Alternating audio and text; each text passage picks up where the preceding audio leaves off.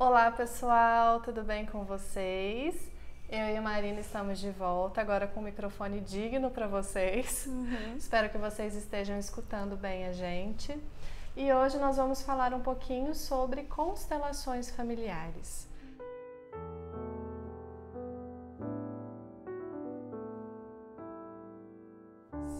Tem muita gente que fica perdida a respeito das constelações, né? O que são constelações? O que é essa ferramenta e como ela pode te ajudar?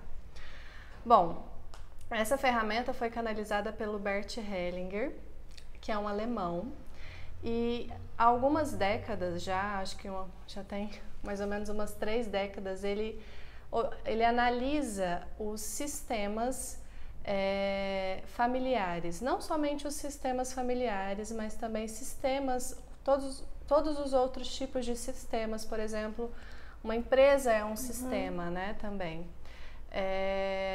E ele observou que dentro destes sistemas existe uma consciência sistêmica, que é uma força que atua dentro desses sistemas. É uma força como a gravidade. Ela tem uma inteligência arcaica e ela atua, né? Independente se faz muito sentido ou não, ela está ali. E sempre que existe algum desequilíbrio, que não está, alguma situação que acontece dentro de um sistema que não está em sintonia com essa consciência sistêmica, isso acaba trazendo desequilíbrios para um sistema. Então essa força ela está ali para conservar o sistema, para garantir que ele vá adiante, né? Então ela está ali para, de certa forma, resguardar o sistema e ela atua em todos os sistemas familiares. Hoje a gente vai falar basicamente aqui sobre os sistemas familiares. Como a Celi falou, por que é rico, né, conhecer as constelações familiares? Porque como é uma força que atua independente, é uma força natural, né?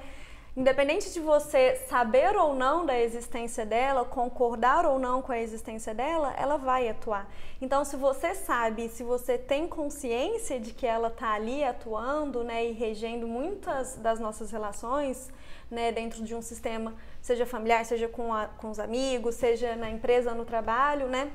Então, fica mais fácil da gente conseguir identificar onde é que a gente está pecando, vamos dizer assim, né, de acordo com a teoria da constelação familiar. Então, essa teoria, ela vai falar de 3 leis principais, assim, vamos dizer, que é o pertencimento, a ordem e o equilíbrio. Nessa ordem, o pertencimento, ele vem dizer de uma forma muito simples que todo mundo que pertence a esse sistema, né, seja familiar ou empresarial, enfim, ele tem o direito de pertencer. Então vamos falar da família, que eu acho que fica mais fácil de enxergar. Né? Todo mundo que pertence ao seu sistema familiar, ele deve ter um lugar. E quem que pertence ao nosso sistema familiar, né? Não são todas as pessoas de sangue, pai, mãe, tios e tias, avós, primos não fazem parte do sistema, né? De acordo com a teoria da constelação familiar.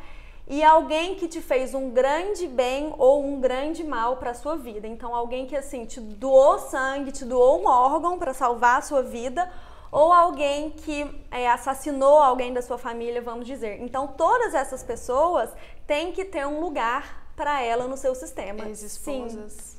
Ex-esposas também, ex-parceiros, né? Importante, pessoas com quem você se conectou com amor, assim. Então tem que ter um lugar para todas essas pessoas no sistema. E às vezes é difícil, porque, como que eu vou incluir, sei lá, o assassino do meu avô no meu sistema? Sim, tem que incluir. Mas isso é uma coisa que é mais complexo, né? A gente vai aqui falar um pouco mais superficialmente, senão até o vídeo fica muito extenso. Então essa é a primeira lei, a lei do pertencimento, independente da sua vontade, independente da sua concordância, todo mundo que é do seu sistema é do seu sistema. E a partir do momento que você ou qualquer outra pessoa do seu sistema exclui essa pessoa, gera-se um desequilíbrio muito grande. A probabilidade de que aconteça alguma doença ou algum fracasso nesse sistema como forma de inclusão dessa pessoa que foi excluída é muito, muito grande. É como se fosse uma compensação, né? É, como forma de compensação. Então, não necessariamente se você exclui, por exemplo, uma tia que você não se relaciona bem, não necessariamente a doença ou o fracasso vai ser com você, mas geralmente com alguém que vem depois de você. Então, ou filhos ou netos vão se conectar com o destino dessa pessoa que foi excluída como forma de dar um lugar para ela no sistema. Então, essa é a primeira lei, que é a lei do pertencimento. Quem pertence, pertence, ponto. E segundo o meu professor da pós, a parte mais importante dessa lei é o ponto. Porque daí não tem aquela, mas eu não gosto, mas não sei o quê. É uma força arcaica, né? Como eu disse, não faz muito sentido. É igual, por exemplo, eu vou falar da lei da gravidade. Se um bebezinho está caminhando na janela do 7º andar e ele corre o risco de cair, vamos supor que ele caia do 7º andar. A lei da gravidade não vai pensar, nossa, esse bebê é inocente, eu vou poupá-lo de morrer. Ela simplesmente atua. Então, é assim que acontece com a consciência sistêmica. Ela simplesmente atua, mesmo que não faça sentido. E não interessa se você fala, mas eu não gosto da lei da gravidade. Tipo assim, tô nem aí se você não gosta da lei da gravidade, né? Ela vai continuar existindo. Vai continuar. Então, essa é a primeira lei, que é o pertencimento. A segunda lei é a ordem, que também é muito simples. Quem veio primeiro e ponto. Então, a parte mais importante é o ponto. Não importa se você acha que você sabe mais do que o seu pai, porque seu pai tá velho, coitado, ele precisa da sua ajuda. Ele vai ser sempre maior, ele vai ter sempre vindo primeiro do que você, né? No caso da empresa, o chefe ou, de repente, o funcionário que é mais antigo na empresa, ele veio primeiro, então tem essa questão da ordem. E a última é o equilíbrio. O equilíbrio, ele não funciona em relacionamentos onde existe hierarquia. Então, por exemplo, por mais que você queira equilibrar a sua relação com seu pai, com seu avô, com pessoas que vieram antes, então tem ordem, tem hierarquia, você nunca vai ter uma relação de equilíbrio com essas pessoas, porque você nunca vai conseguir sempre vai estar equilibrar. Em débito. Sempre. E é assim que tem que ser. A gente sempre vai estar em débito com os nossos pais.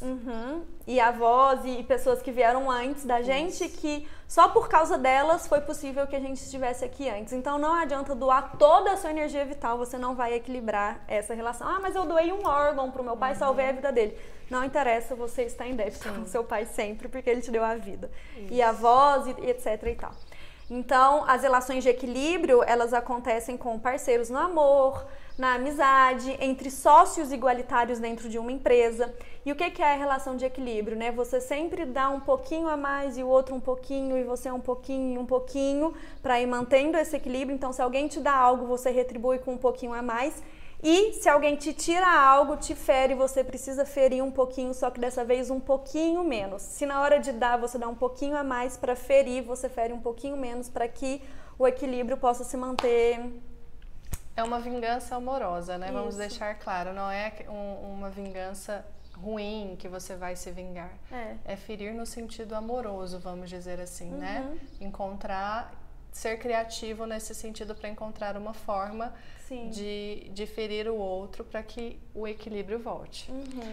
Bom, gente, outra coisa que é importante frisar é que constelações, o Bert Hellinger, ele fala que não tem nada a ver com o espiritismo, né? Então é um fenômeno, ele fala que tem a ver com fenomenologia e ele percebe que existe ali um campo morfogenético e é aquilo que possibilita você observar as questões de um sistema, através desse campo.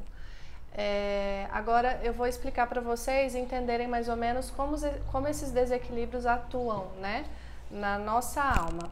Todos esses desequilíbrios que acontecem dentro de um sistema, nós não vivenciamos isso na nossa consciência, porque muitas vezes estamos inconscientes para isso, nós vivenciamos isso na nossa alma.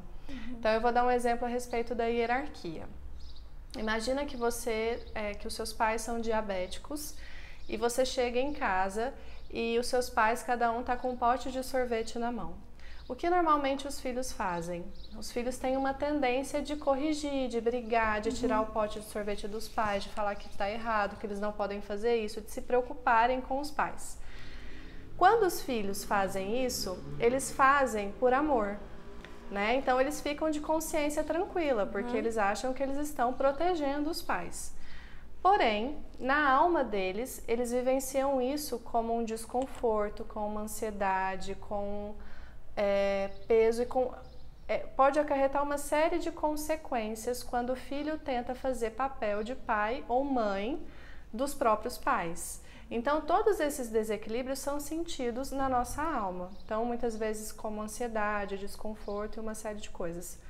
Agora, quando você começa a desenvolver essa consciência de que os seus pais são maiores que você é menor que os seus pais e eles têm o direito de fazer o que eles quiserem da vida deles e você não pode fazer nada, simplesmente respeitar. Eles têm o direito de meter o bedelho na sua vida, né? Mas você não tem o direito de fazer isso com eles. Então, o que começa a acontecer? Vamos reeditar essa cena. Você chega na sua casa e vê os seus pais, cada um com um pote de sorvete, tomando sorvete. São diabéticos. Você olha para isso e simplesmente sorri. Ou simplesmente respeita.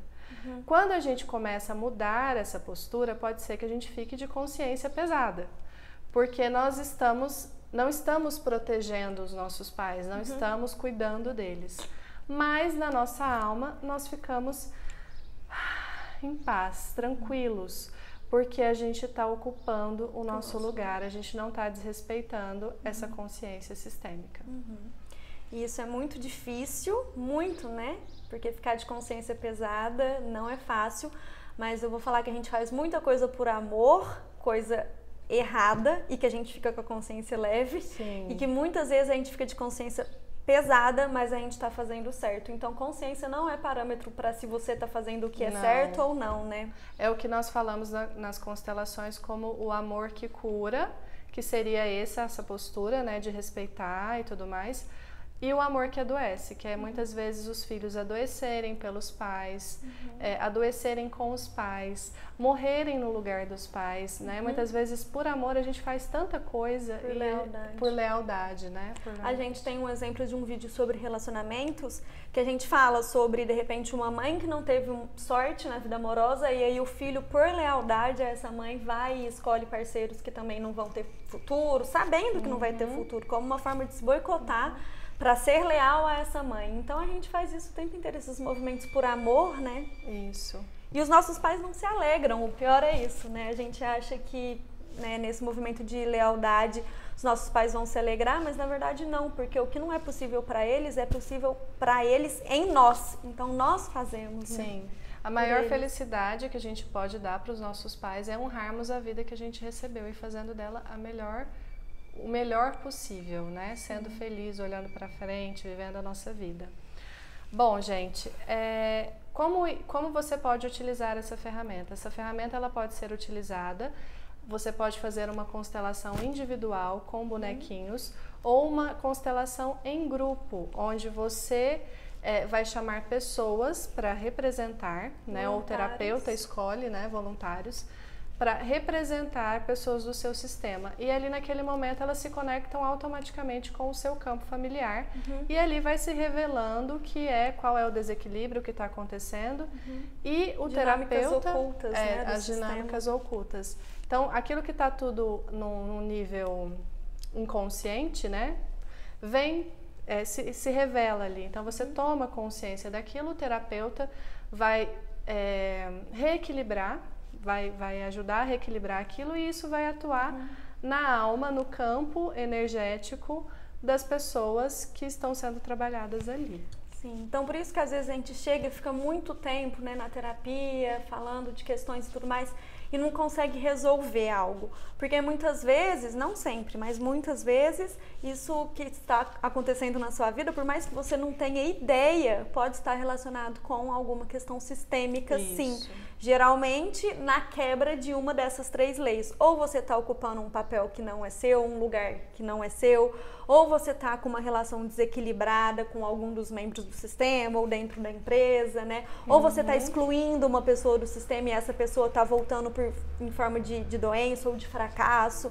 Então, é isso que a constelação familiar vai se dedicar a estudar, essas dinâmicas ocultas, né, existentes nos sistemas, de modo geral, aos quais a gente pertence, né, e que afetam diretamente na nossa vida e às vezes a gente não faz ideia, porque às vezes é uma coisa lá do trabalho e a gente não faz ideia que está relacionado, de repente, a uma lealdade com um pai que teve problema no trabalho ou algo parecido com isso, né? Então a gente encontra dos mais diversos tipos de... Que a gente nem imagina.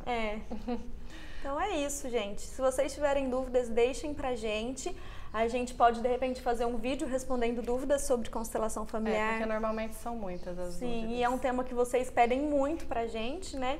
Então, digam se vocês gostaram, se o áudio ficou bom agora, né? A gente tá sempre tentando melhorar, ficamos um tempinho sumidas, mas agora voltamos com o áudio, acredito que melhor. Digno. E é isso, até o próximo vídeo agora. Voltaremos com vídeo. vídeos com mais frequência, né? Sim. Até a próxima, gente. Tchau, Um beijo. tchau.